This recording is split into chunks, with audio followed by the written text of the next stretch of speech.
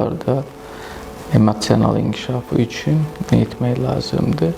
Heç kimə sir deyil ki, biz daha çox uşaqlarımızın biliyinə diqqət ayırırıq və daha çox da valideyn uşaqla ünsiyyətdə olanda get dərs oxu, daha çox oxu, daha çox bilik qazan və nəticədə biz görürük ki, uşağın emosional inkişafı arxa planda qalır.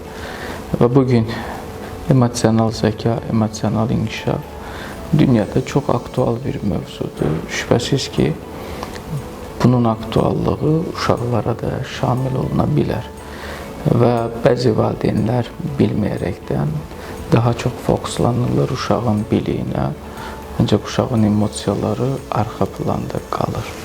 Ona görə də söhbət sağlam bir uşağın böyüdülməsindən gedirsə, valideynlər mütləq şəkildə həm uşağın intellektinə, həm də onun emosional zəkasına diqqət etməlidirlər. Bunun üçün ediləcək məqamlar çoxdur və bunların bir neçəsini mən qeyd etmək istəyirəm. Valideyn birinci kömək etməlidir ki, uşaq öz duyğularını tanıya bilsin və duyğuları tanımaq üçün bu ifadə edilməlidir. Tutaq ki, uşaq sevinclidirsə, valideyn bunu bildirə bilər ki, çox sevinclisən, özünü yaxşı hiss edirsən və yaxud kədərli olanda səni kədərli görürəm, narahat görürəm.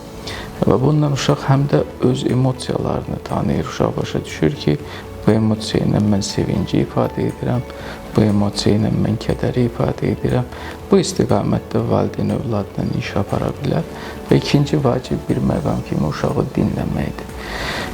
Bu da heç kimə sir deyil ki, bugün uşaqlarla bağlı ən böyük problemlərimizdən biri uşaqları dinləməməkdir. O uşaqdır, o danışmaq istəyir, daha çox danışmaq istəyir, təsvir eləsin, danışsın, belə hallar olur. Nəzərə alaq ki, o uşaqdır. Sənin üçün maraqsız ola bilər, ancaq uşaq üçün maraqlıdır. Valideyn bu prosesdə biraz səbirli olub uşağını dinləməlidir. Çünki uşaq dinlənildiyini gördükdə özünü dəyərli hiss edir, dəyərli hesab edir və üçüncü ən vacib məqamlardan biri, hansı ki, valideyn bunu etməlidir, bu rol model olmaqdır. Hər bir valideyn öz övladı üçün bir rol model olmalıdır. Çünki uşaqlar valideynlərini daha çox təqlid edirlər. Mən həmişə bu sözü deyirəm, çox vaxt sual verirlər ki, uşağı tərbiyə etmək üçün nə etməliyəm, nə etməliyik və mən hər zaman deyirəm ki, birinci özümüzü tərbiyə etməliyik.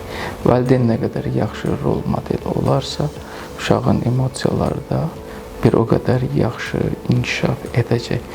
Uşaqlar bizim gələcəyimizdir. Əgər biz sağlam gələcək formalaşdırmaq istəyiriksə, uşaqlarımızın həm biliyinə, həm də emosiyalarına diqqət etməliyik.